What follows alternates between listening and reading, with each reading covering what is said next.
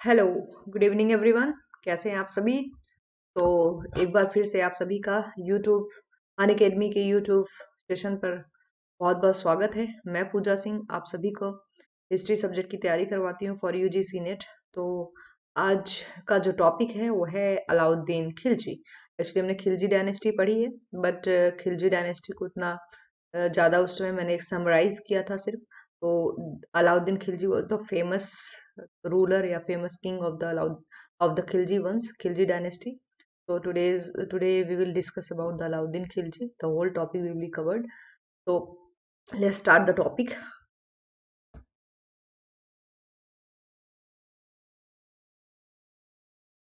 तो एवरीवन, आप लोगों जानते हैं कि ये है अन अकेडमी का यूट्यूब लाइव सेशन। या देखिए आप लोगों को अन अकेडमी क्या क्या प्रोवाइड करता है उसके बारे में छोटा सा इंट्रो देंगे। ज़्यादा टाइम आप लोगों का वेस्ट नहीं करेंगे, 5 मिनट का इंट्रो, दैट्स इट। तो अन अकेडमी ये इंडिया का लार्जेस्ट लर्निंग प्लेटफॉर्म है, जो सिर्फ और सिर्फ आपके लिए तैयार किया गया है। आपके घर बैठे बैठे आपकी अच्छे से तैयारी हो सके उसके लिए तैयार किया गया है। तो मैं आपको हिस्ट्री सब्जेक्ट पढ़ा रही हूँ, किसके लिए? एनटीयूजीसी नेट के लिए। तो NTA that is full form, NTA का फुल फॉर्म होता है नेशनल टेस्टिंग एजेंसी। यूजीसी का होता है university grant commission, and net का होता है नेशनल एलिजिबिलिटी टेस्ट। तो नेट में बच्चे दो पेपर आते हैं, फर्स्ट एंड सेकेंड। और इसमें आपको पता है नेगेटिव मार्किंग तो नहीं है, लेकिन मेरिट बेस्ड सिलेक्शन है। तो कट ऑफ हाई जाती है, तो उसी हिसाब से जितना हाई जाएगा सिलेक्शन भी उसी हिसाब से होता है। तो फर्स्ट पेपर में 50 क्वेश्चंस आते हैं, जो सबके लिए कॉमन है। इसका हिंदी सब्जेक्ट हो, चाहे ज्योग्राफी हो, चाहे इंग्लिश हो, चाहे हिस्ट्री हो, जो भी सब्जेक्ट है कॉमन है। उसका फर्स्ट पेपर कॉमन ही होता है, जो 100 मार्क्स के लिए होता है। और आपको इसमें 45% तो पाना ही पाना है, बिकॉज क्वालिफाइंग होता है। क्वालिफाइंग नहीं करोगे तो सेकंड पेपर चेक ही नहीं होगा। सेकंड पेपर में 100 क्वेश्चन, मतलब हिस्ट्री के जो हम लोग तैयारी कर रहे हैं वो हिस्ट्री, उसके 100 क्वेश्चंस आएंगे 200 मार्क्स के लिए। तो ज़्यादा से ज़्यादा आप इस पोर्शन में गेन कर सकते हो। यहाँ पर आपको फर्स्ट पेपर की भी तैयारी कराई जाती है। तो फर्स्ट पेपर को हल्के में मत लीजिएगा। रीजनिंग, मैथ्स, थोड़ी सी टीचिंग एप्टीट्यूड, देखिए ये सब पढ़ते रहा करिए अभी, क्योंकि हो सकता है एग्जाम कभी भी कंडक्ट हो सकता है। तो अभी से तैयारी करते रहिए। तो इंडियाज लार्जेस्ट लर्निंग प्लेटफॉर्म है ये, भारत का सबसे बड़ा platform Unacademy platform. Get plus subscription. अब सब्सक्रिप्शन के बारे में थोड़ा सा बात कर लें कि आप सोच रहे होगे सब्सक्रिप्शन क्या है। तो बच्चे देखिए, यहाँ पर यूट्यूब पे उतना डिटेल में नहीं आपके लिए कोर्स लाए हैं। ज़्यादा से ज़्यादा जो टॉपिक्स आए हैं वो आपको सब्सक्रिप्शन लेना पड़ेगा उसके लिए, जिसमें फुल कोर्स कवर्ड होगा और दैट इज पेड। तो उसके लिए आपको अन अकेडमी का सब्सक्रिप्शन लेना होगा। और उसके फिर बाद में आपको रिकॉर्डेड वीडियो सारी जो आपके सिलेबस के लिए बेनिफिट है वो सारा मिल जाएगा। तो अब देखिए कि ये क्या आपको चैनल क्या क्या प्रोवाइड कर रहा है। ऐसा नहीं है कि आपको, आप तो कह रहे हो यूट्यूब पे भी तो सारे वीडियोस पड़े हुए हैं, नो डाउट पड़े हुए हैं, लेकिन यूट्यूब पे क्लास को, आपको क्लास का माहौल खड़ा करके नहीं देते, या क्विजेस नहीं सॉल्व कराते। जैसे क्लास में हम क्विजेस कराते हैं, पूछते हैं बच्चे से, चलो लेट्स डू इट, और आपको एक पूरा क्लास का माहौल चाहिए, क्योंकि स्टूडेंट्स को तभी मजा आता है जब पूरा क्लास का माहौल मिलता है। तो अन अकेडमी लर्निंग ऐप पर आपको वही सारा, what will get on this platform, you are getting daily live classes. अगर फॉर एग्जाम्पल, अगर आज मैंने कोई लाइव सेशन लिया है, आपको नहीं समझ में आया, कल लाइव सेशन में फेस टू फेस आप लोग पूछ सकते हो मैसेज करके। Chat with your educators, engage in discussion, ask your doubts and answer polls, all while the class is going on. Actually जो आज ये अन अकेडमी प्रोवाइड कर रहा है, वही अगर मैं 2014 और 15 में मिला होता तो शायद इतना मुझे भाग दौड़ ना करनी पड़ती, क्योंकि मैं भी यूपीएससी की तैयारी करना चाह रही थी। और मुझे जो यूपीएससी के टीचर्स इस प्लेटफॉर्म पे मिले हैं वो माइंड ब्लोइंग है। मुझे और कहीं ऐसा फील ही नहीं होता कि मुझे और कहीं जाके तैयारी करनी चाहिए, क्योंकि हम भी टीचर्स हैं, हम भी एग्जाम्स की तैयारी करते रहते हैं। तो इसलिए बोल रहे हैं बच्चे, आप लोगों को कोई इस चैनल के थ्रू नुकसान नहीं होगा, फायदा ही फायदा होगा। तो देखिए, discuss, ask your doubts and answer polls all while the class is going on. Structured courses हैं, all our courses are structured in line with your exam syllabus. Syllabus के हिसाब से आपको जो है पूरा स्ट्रक्चर्ड कोर्स दिया गया है। लाइव टेस्ट क्विजेज होती हैं, उस क्विजेज में आप अपने आप को एनालिसिस कर सकते हो। जैसे एक टॉपिक पढ़ा है उसी पे क्विज कराती हूँ। जो मेरा फंडा है, जो मैं, मेरा तरीका है पढ़ाने का, वो यही है कि पहले दो टॉपिक पढ़ा लेते हैं, फिर दोनों टॉपिक्स के क्विजेस कराती हूँ, ताकि ये रियलाइज हो सके बच्चों को प्रॉब्लम आ कहाँ रही है। तो अभी नेक्स्ट अपकमिंग क्लास में मेरी जो 100 क्वेश्चंस के रैपिड फायर हैं, एंशियंट के 100 क्वेश्चन, मिडुअल के 100 क्वेश्चन, मॉडर्न के 100 क्वेश्चन, और 2 2 आवर्स तो लाइव ही रहूंगी। आप लोगों को जैसे प्रॉब्लम आए, किस क्वेश्चन में प्रॉब्लम आ रही है, वो सारा हम वहाँ डिस्कस कर लेंगे। ठीक है। अनलिमिटेड एक्सेस मिलता है, अगर आपने एक बार सब्सक्रिप्शन ले लिया तो आपको अनलिमिटेड एक्सेस मिल जाता है। उसमें पूरा रिकॉर्डेड कोर्सेज आपको एक साथ मिल जाएंगे। A to Z जितना सिलेबस में टॉपिक्स है, वहां पर आपको पेड में सारा का सारा टॉपिक एक जगह मिल जाएगा। जो पढ़ना है, जब पढ़ना है, अपने कंफर्ट के हिसाब से आप पढ़ सकते हैं। तो इसका सब्सक्रिप्शन कैसे लेना है आप लोगों को, वो बात कर लेते हैं थोड़ा सा। 1 मंथ का है, 3 मंथ का है, 6 मंथ का है, 12 मंथ का है, एंड 2 ईयर्स का है। तो देखिए, ये जो चीज देख रहे हैं आप, जिन्होंने भी जस्ट पेपर का तैयारी शुरू करी है, तो उनके लिए 866 रुपीज कुछ नहीं है, 866 रुपये कुछ नहीं है। और ये EMI आपको अवेलेबल है, और 10,000 सिर्फ फीस है। उस पे EMI भी पे कर सकते हो, ऐसा नहीं कि आपको इकट्ठे पूरी फीस देनी है तभी आप क्लास पा सकते हो, ऐसा नहीं है। और EMI आपके लिए ही अवेलेबल किया गया है, 630 2 साल के लिए है। और अगर आपने ये रेफरल कोड यूज किया तो आपको 10% डिस्काउंट भी मिल जाता है। ऐसा नहीं सिर्फ NTU GC नेट के लिए, किसी भी एग्जाम्स की अगर आप सब्सक्रिप्शन यहाँ पर ले रहे हैं तो आप ये कोड यूज करिए, आपको 10% डिस्काउंट भी मिल जाएगा। तो that's it for the intro. अब अपनी टॉपिक की तरफ बढ़ते हैं। This is about me, not important for you. My name is Pooja Singh, आपको इतना ही पता होना चाहिए, दैट्स इट। चलिए, तो ये कौन है, देख के आप लोगों को पिक्चर समझ में आ ही गया होगा कि अलाउद्दीन खिलजी जी हैं। सुल्तान अलाउद्दीन खिलजी, जिन्होंने, देखिए, अब थोड़ा सा आप लोगों को मैं पीछे ले जाना चाहूंगी। जब दिल्ली सल्तनत,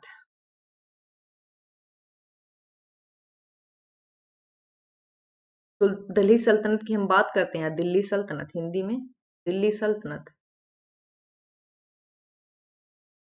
इसमें टोटल कितने डायनेस्टीज ने रूल किया है, तो 5 डायनेस्टीज ने रूल किया है।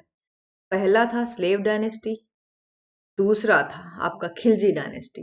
तो स्लेव का शासन काल था 1206 से 1290 तक, खिलजियों का था 1290 से 1320, बहुत ही कम समय, 30 साल।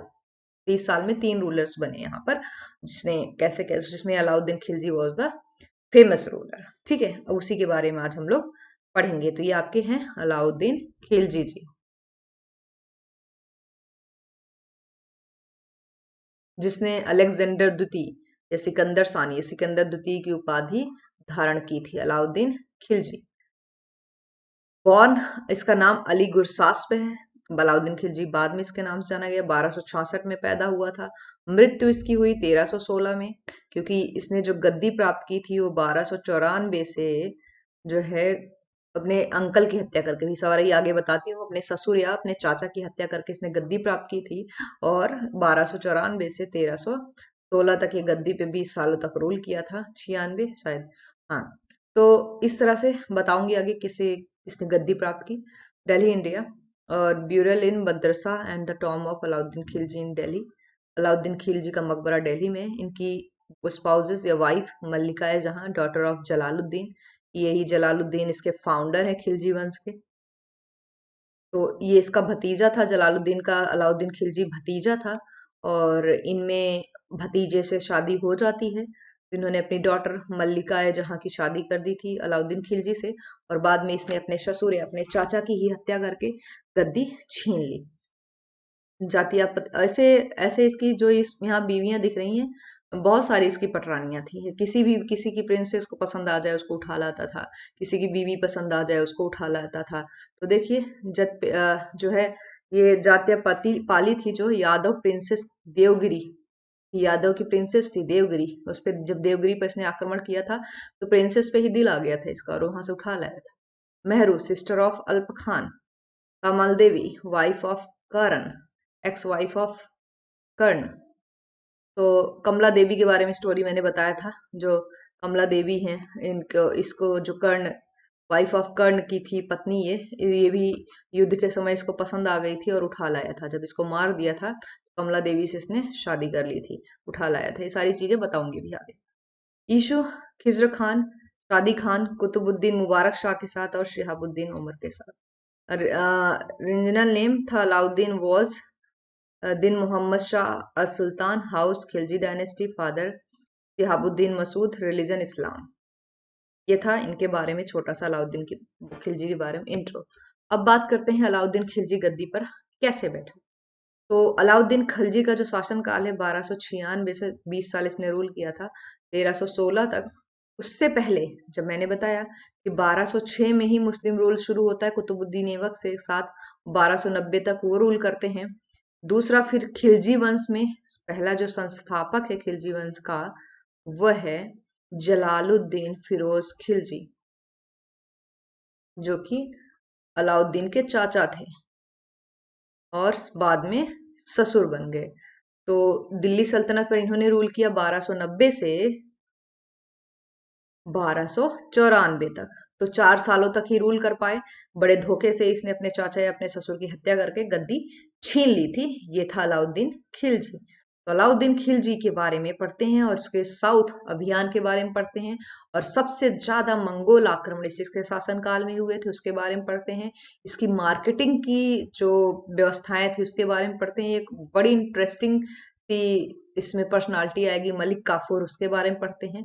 और अलाउद्दीन खिलजी की नीतियां क्या थी, इसने कब पहली बार कहाँ आक्रमण किया था, ये सारी चीजें जो इससे संबंधित questions exam point of view से इंपॉर्टेंट है वो पढ़ेंगे।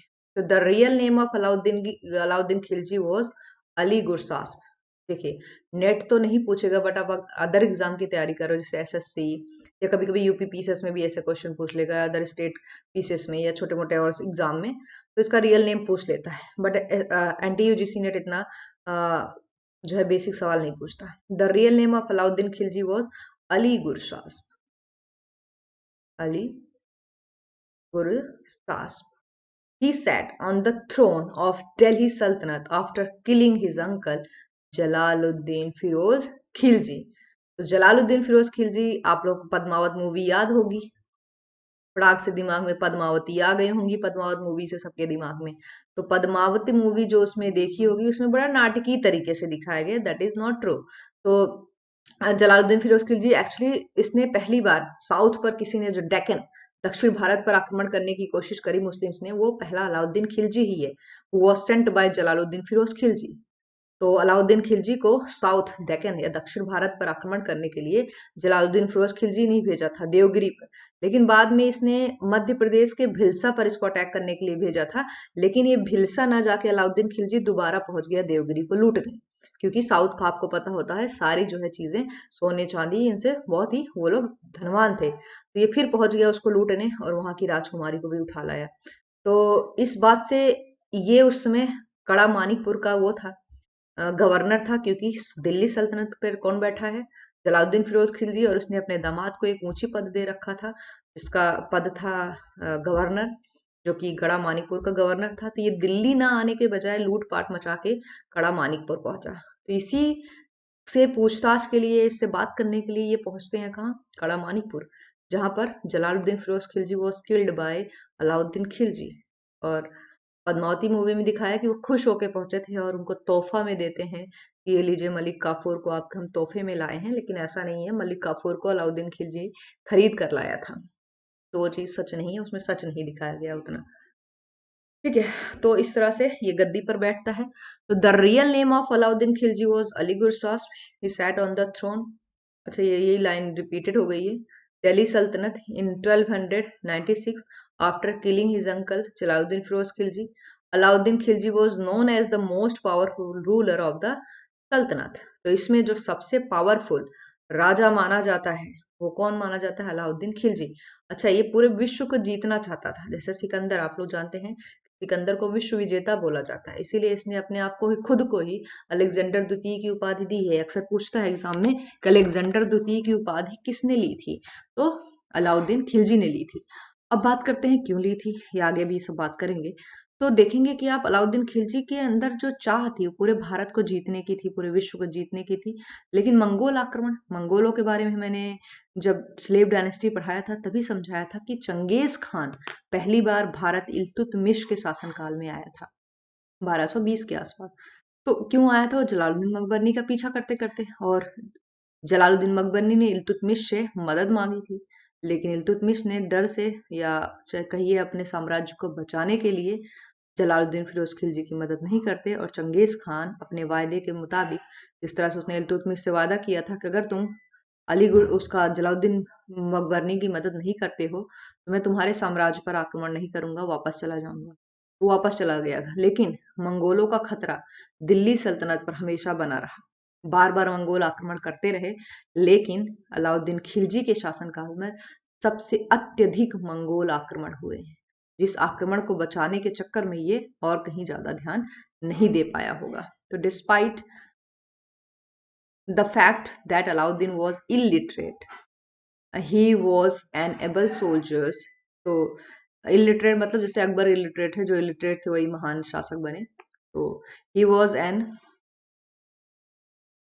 able soldier. He excelled the commanding the army, the expanded the territory of Delhi Sultanate to down south during. अच्छा, अब साउथ को क्योंकि एक्सपेंड करना है, अगर आप मान लीजिए आपका ये छोटा सा साम्राज्य है, आपको टैक्स नहीं मिलेगा कहीं से, या कोई भी आपकी अधीनता स्वीकार नहीं किया है, और वो आपको दर टाइम टू टाइम टैक्सेस नहीं भेज रहा है, तो आपको पैसे भी जरूरत होगी कि सेना का रख रखाव, राज्य का रख रखाव और लोग की देखभाल करने के लिए पैसे की भी जरूरत होती है, चीजें बढ़ाने के लिए, स्थापत्य कला को बढ़ाने के लिए या चित्रकला को बढ़ाने, सबके लिए पैसे चाहिए होते हैं।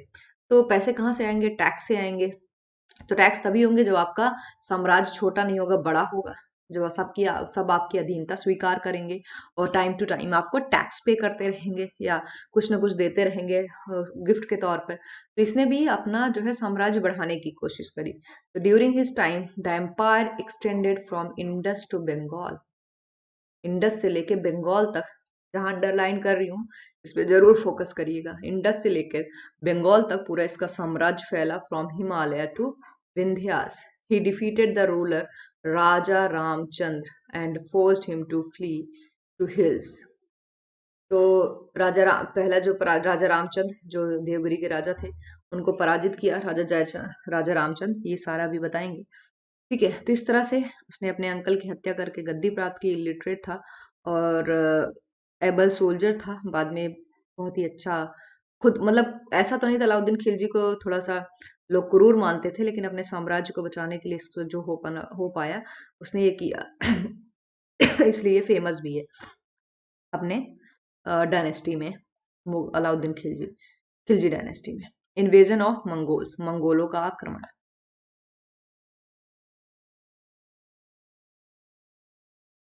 जैसा कभी बताया है मैंने, इसके शासनकाल में जो है पहली बार मंगोलों का भारत आगमन होता है चंगेज खान का, इल्तुतमिश के शासनकाल में। बट बार बार इनका आक्रमण होता रहा, और अलाउद्दीन खिलजी ने बड़े साहस के साथ मंगोल आक्रमण को रोके भी। ऐसा नहीं कि ये रोक नहीं पाया, रोका, लेकिन मंगोलों का आक्रमण रोकना ही आपस में अपने आप में ही एक बहुत बड़ी बात थी। तो Alauddin Khilji successfully encounter the invasion of Mongol, encounter the, इस पे याद रखना, सक्सेसफुली। जबकि ये कहा जाता था कि अगर मंगोल किसी राज्य में पहुंच गए, किसी देश में किसी राज्य को वो लूटने पहुंच गए या उस पर आक्रमण कर दिया, तो वहां पर कुत्ता या बिल्ली या कोई भी औरत बचती नहीं थी। बट ये इसके टाइम का सबसे बड़ी उपलब्धि थी कि इसने successfully encountered the invasion of Mongols. Mongol force numbering around 2 lakhs, 2 lakhs के अराउंड अटैक करते थे India uncle under Qutlugh Khwaja. जो बहुत सारे आए रूलर्स, कुतलुग ख्वाजा उतने इंपॉर्टेंट नहीं है। The grandson of Kublai Khan. Alauddin met the Mongols in the battle field near Siri. अगर पूछ ले कि मंगोलों से पहली बार आमना सामना कहाँ हुआ था, तो बैटल फील्ड जो सीरी था वहां पर ही डिफीटेड देम कन्विंसली। तो इन्होंने इनको पराजित किया था। या कुतलुग ख्वाजा का नाम याद करने की जरूरत नहीं है, याद हो ठीक है, नहीं याद होता तो कोई बात नहीं। कुबलई खान का बेटा था वो, और चंगेज खान के ही वंशज थे ये सारे। और बाद में बलवन के शासनकाल में भी मंगोलों का आक्रमण हुआ था, और उस मंगोल आक्रमण को रोकते रोकते बलवन का बेटा मारा गया था, और बलवन इस दुख में मर जाता है। ये सारी चीजें मैं बता चुकी हूँ। तो फिर भी देखिए अलाउद्दीन खिलजी इनके आक्रमण को रोकने में सफल रहा। However, Mongols' attack continued as another invasion took place and Targi. Other Mongol invasions also took place under Kevek, Iqbalmand Khan and the Tarwad Khan. But देखिए बार बार करीब 23 या 30 बार अटैक हुआ इसके शासनकाल में। तो ऐसा नहीं, मंगोल को आक्रमण करते रहे और ये उसको बचाता रहा। तो मंगोल अटैक कंटिन्यूड रहा, होते रहे ये, रोकते रहे और होता रहा आक्रमण। बट अगर आप किसी के फोर्स को रोक भी रहे हो तो आपका भी फोर्स जाता है, आपका भी नुकसान होता है। तो बार बार किसी का आपके साम्राज्य पर आक्रमण होना, आपका पूरा ध्यान वहीं चला जाएगा। तो Alauddin Khilji crushed them with an iron hand to the extent of the Mongols couldn't gather courage of the attack India for a long time। इतनी बुरी तरीके से इनको क्रस्ट कर दिया, खत्म कर दिया कि ये बाद में काफी समय तक भारत पर अटैक करने की कोशिश भी नहीं किए। Alauddin at some point during his rule had tried to imitate Hazrat Muhammad and established a new religion।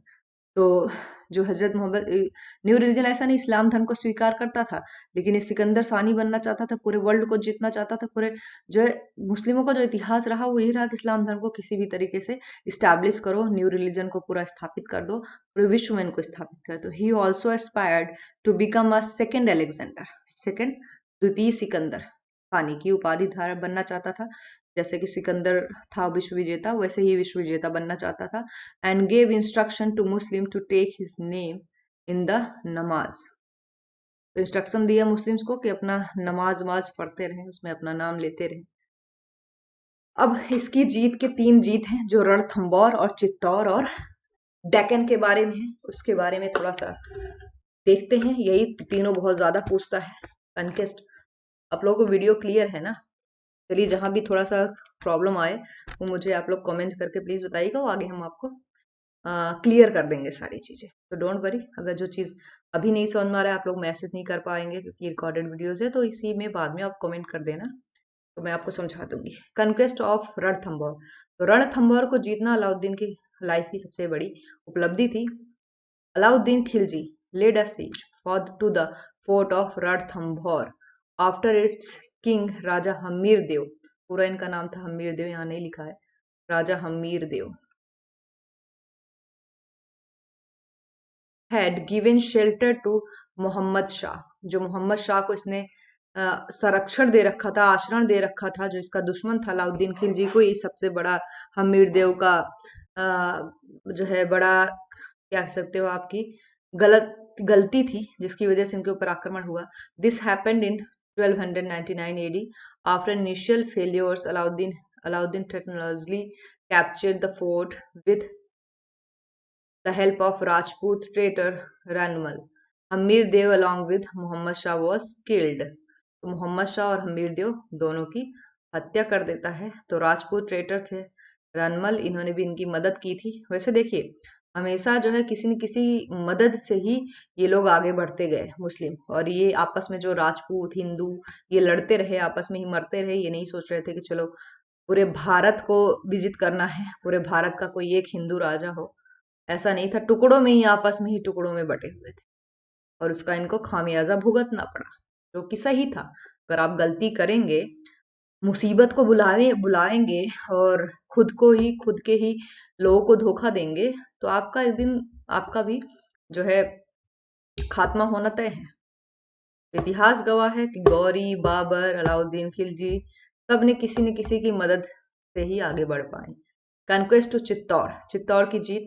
The army of Delhi सल्तनत इन्वेडेड चित्तौर इन 1303 में।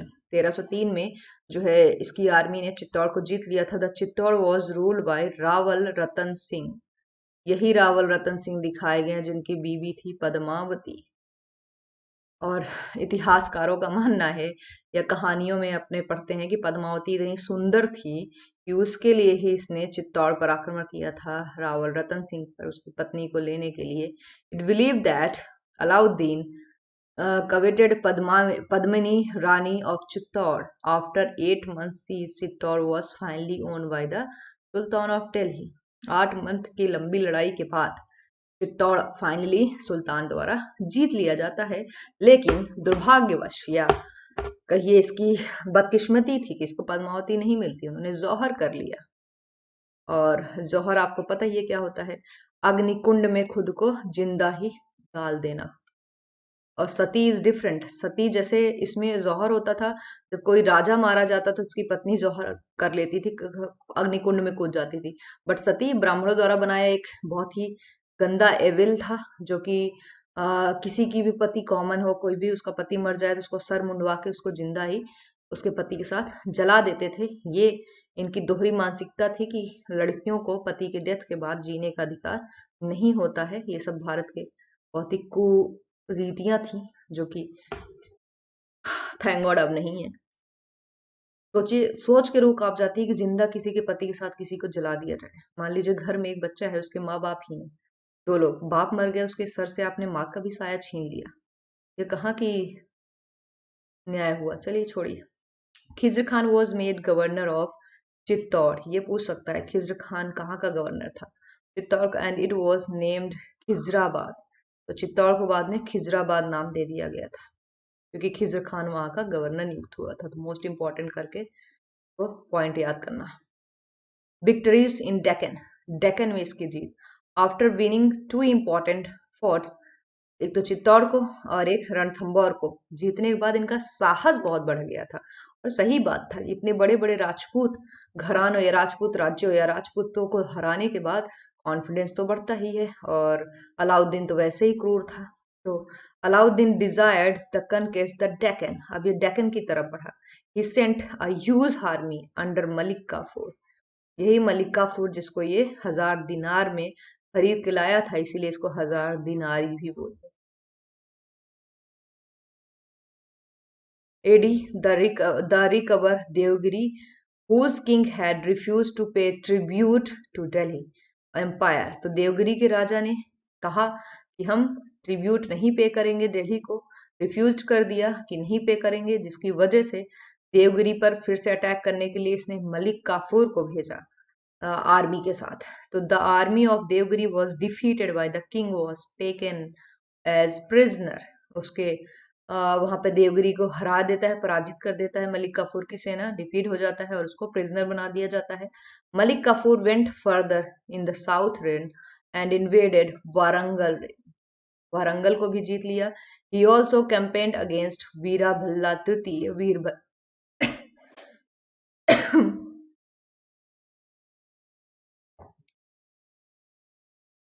One second.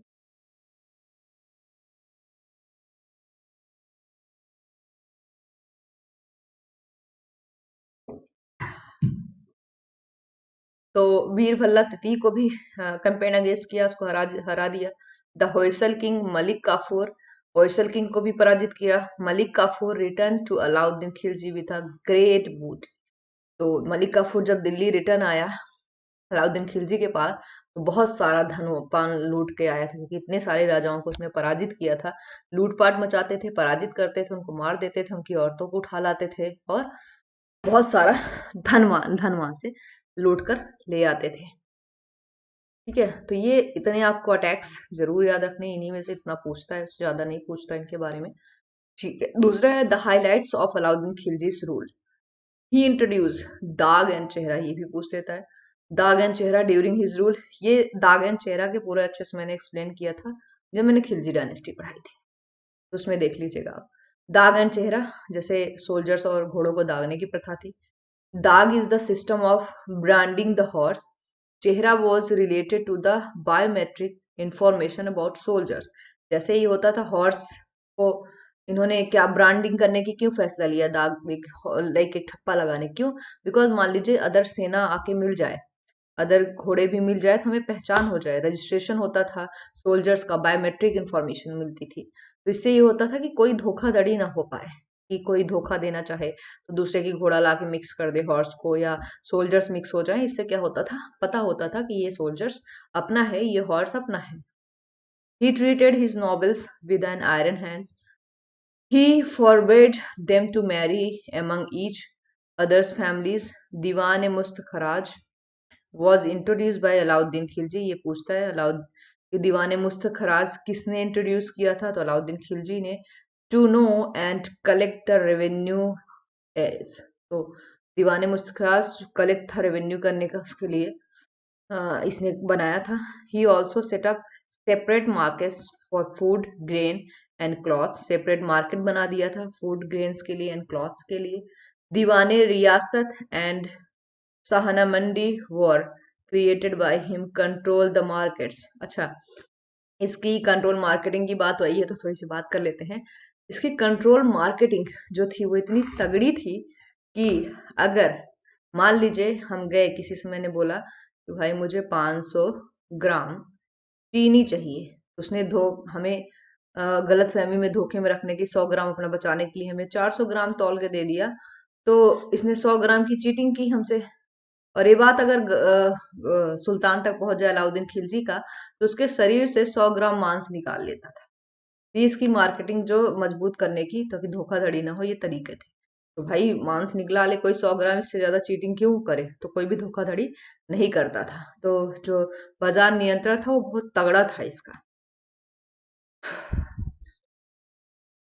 तो the iqta system introduce by Iltutmish, iqta system introduce by Iltutmish was abolished by Alauddin, जो अलाउद्दीन द्वारा abolished हो गया। जो इल्तुतमिश था, जो कि इसका शासन था, ये स्लेव डायनेस्टी का शासक था, स्लेव गुलाम वंश, जो कुतुबुद्दीन ऐबक के बाद गद्दी पर बैठता है इल्तुतमिश, और उसने इक्ता सिस्टम शुरू किया था, was abolished by Alauddin and the salary was paid. Iqta system क्या था पता है ना आपको, कि जैसे मान लीजिए ये लैंड मैंने जीत लिया, तो इससे मिलने वाली बूटी या धनराशि या लैंड टैक्स वो सोल्जर्स में बांट दिए जाते थे।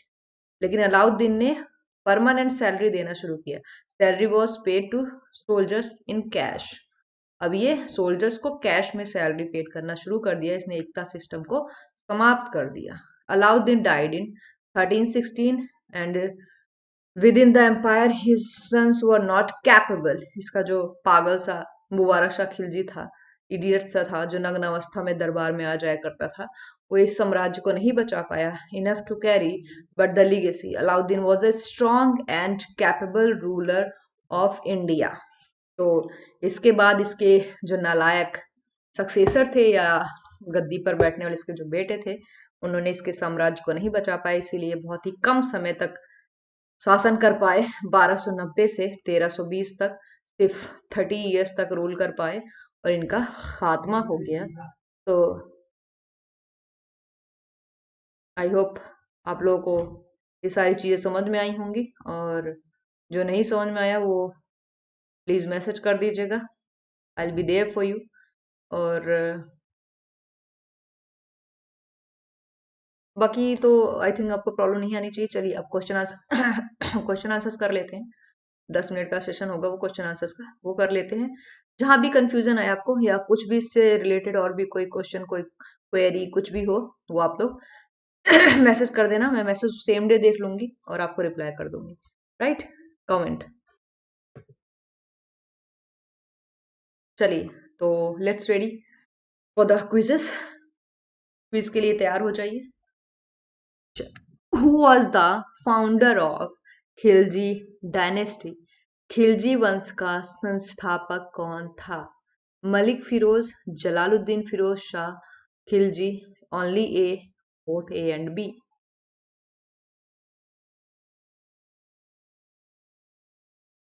30 सेकेंड दे रही हैं आपके साथ, देखिए मैं पूरा न्याय कर रही हूँ।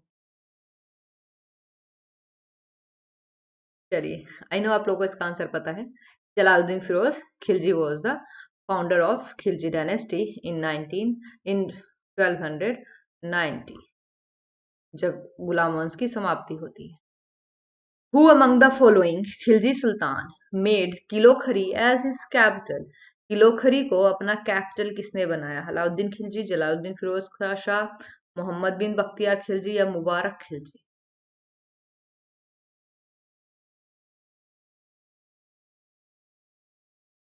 तो आई नो इसका भी आंसर आप लोगों को पता हो, but you can take your time. 30 second I am giving you. जो बच्चे देख रहे हो, कम से कम उनको टाइम मिले क्वेश्चन सोचने का।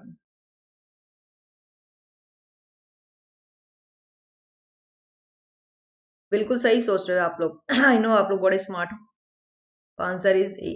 Which of the following Khilji Sultan abolished all the agrarian and market control regulations of Alauddin Khilji? बाद में किसने, कौन से सुल्तान ने अबॉलिश कर दिया सारा मार्केट कंट्रोल को, जो कि अलाउद्दीन खिलजी ने रेगुलेशंस बनाए थे। मलिक काफूर, मलिक फिरोज ने, जलालुद्दीन फिरोज शाह ने, बट ये तो जलालुद्दीन फिरोज शाह काट ही दो क्योंकि तो पहले ही डेथ हो गई थी। तो मोहम्मद बिन बख्तियार खिलजी या मुबारक Khilji.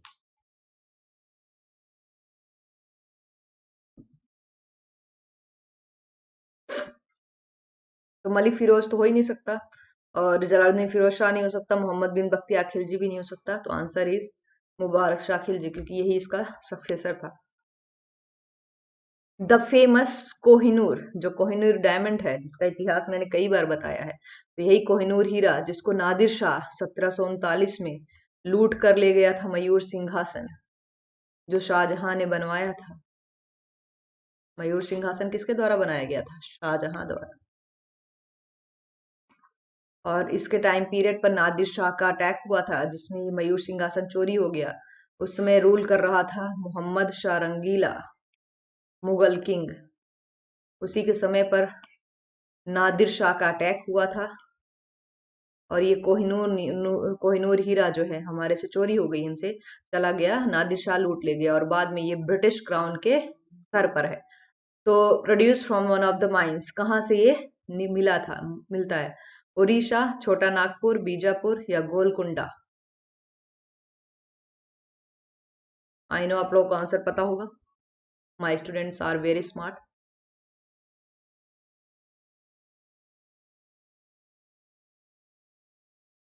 Yes, you are right, Golconda. अगर आपने गोलकुंडा आंसर दिया तो खुश हो जाइए। The capital of the Yadava rulers, जो यादव रूलर्स थे उनकी राजधानी क्या थी? बताया था मैंने। द्वार समुद्र, वरांगल, कल्याणी या देवगिरी?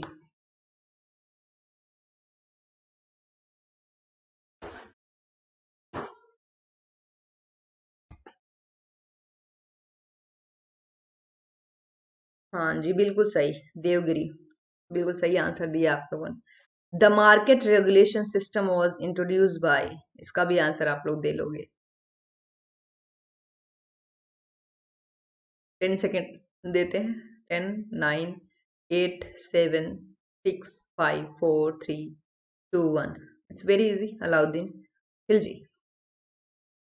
नेक्स्ट है the Delhi general who successfully advanced up advanced up to Madurai was, जो कौन सा जनरल था जिसने सक्सेसफुली एडवांस किया था मदुरई?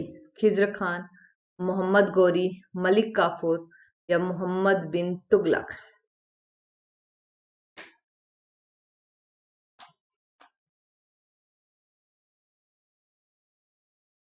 बहुत इजी है, जो कि मलिक उसका अलाउद्दीन खिलजी का जनरल गवर्नर गवर्नर था। तो मलिक काफूर सबको पता है। Who is regarded as the second Alexander, ये भी बहुत इजी है, बता सकते हो। अलाउद्दीन खिलजी। द कीर्ति स्तंभ, टावर ऑफ विक्ट्री जिसको बोलते हैं, at Chittor was built by, जो कीर्ति स्तंभ था, जो टावर ऑफ विजय की टावर बोली जाती है चित्तौर में, उसको किसने बनाया था? राणा प्रताप, राणा कुंभा, राणा सांगा या पप्पा रावल? किसने बनाया था? इसका आंसर थोड़ा सा टफ है, बट आप लोग दे लोगे। राणा कुंभा ने बनाया था। नेक्स्ट है the Khilji sultans of Delhi were, जो दिल्ली के खिलजी सल्तनत के रूलर्स थे वो मंगोल्स थे, अफगान्स थे, टर्कीज थे या अजाट ट्राइब थे? मंगोल्स तो बिल्कुल नहीं थे, अफगान्स भी नहीं थे, जाट तो बिल्कुल, दो ऑप्शन तो पहले ही आप लोग कट जाए। अफगान और टर्की में कंफ्यूजन होगा, तो अफगान तो नहीं थे, टर्किश थे ये लोग।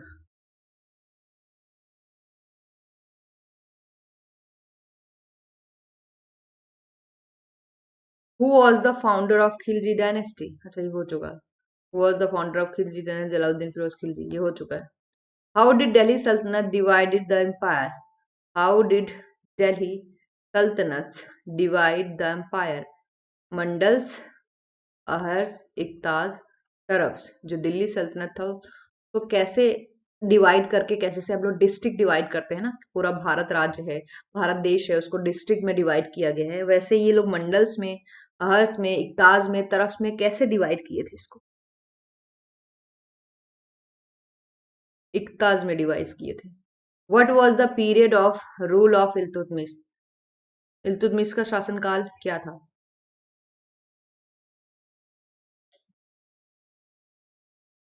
1211 से 1236 तक, क्योंकि 1206 में कुतुबुद्दीन ऐबक ने गुलाम की स्थापना की थी। तो कुतुबुद्दीन ऐबक बाद में 1211 से 1236 तक रूल करता है इल्तुतमिश, और 1236 से 1240 तक रूल करती है Razia Sultan.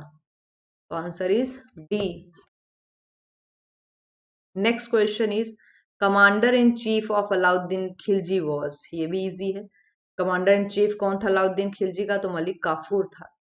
Who among the following was the court poet of Alauddin Khilji. Alauddin Khilji का कोर्ट पोएट कौन था? अमीर खुसरो, मलिक काफूर, इब्न बतूता या अलबरूनी? बहुत इजी है, अमीर खुसरो, जिसने सितार का जो है आविष्कारक भी बोला जाता है। Which among the following title Alauddin Khilji had taken? Second Alexander, diverse Alexander? तो आपको पता ही होगा, सेकेंड अलेक्जेंडर।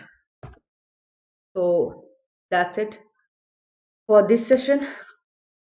कहीं भी कंफ्यूजन हो तो you can ask any time. तो I hope you like the session. फिर से हम लोग आपको कल मिलेंगे 3 बजे। तब तक के लिए टाटा बाय बाय। चैनल को अभी तक सब्सक्राइब नहीं किया है तो फटाफट सब्सक्राइब कर लीजिए, और सब्सक्रिप्शन लेने के लिए प्रोमो कोड यूज़ करिए PS007, जिसमें आपको 10% डिस्काउंट भी मिल जाएगा। तो तब तक के लिए नमस्ते, टाटा बाय बाय। फिर मिलेंगे जल्दी।